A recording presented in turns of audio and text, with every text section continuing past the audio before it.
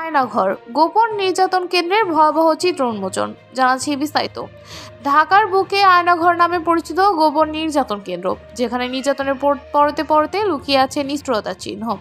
বুধবার 12 ফেব্রুয়ারি অন্তর্বর্তী সরকারের প্রধান উপদেষ্টা অধ্যাপক মোহাম্মদ ইউনূস রাজনীতির কচুক্ষেত, উত্তরা ও আগারগাঁওয়ের গোপন বন্দিশালাগুলো পরিদর্শন করেন। তার সঙ্গে ছিলেন উপদেষ্টা পরিষদের সদস্য, গুম তদন্ত কমিশনের সদস্য, গণমাধ্যমের প্রতিনিধি এবং আয়নাঘর থেকে বেঁচে ফেরা কয়েকজন ভুক্তভোগী। পরিদর্শনকালে সেখানে দেখা গেছে বন্দীদের আটকে রাখার জন্য ছোট ছোট খুপড়ি, বৈদ্যুতিক শক দেওয়ার চেয়ার এবং নির্যাতনের নানান সরঞ্জাম। দেয়ালে আঁকা দেওয়া সাংকেতিক চিহ্ন, বন্দীদের নাম এবং দিন গোনার চিহ্ন সবই বলে দেয় ভয়ঙ্কর এক ইতিহাসের কথা।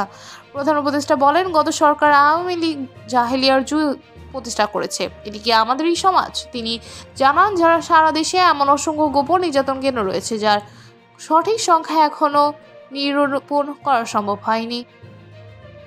আয়নাঘর থেকে মুক্তি পাওয়া ভুক্তভোগীরা তাদের দুঃসহ অভিজ্ঞতার কথা তুলে ধরেন। 11 বছর বয়সে মায়ের সঙ্গে গুম হওয়া আফসানা নূরে আলিয়া এখনও মায়ের সন্ধান পাননি।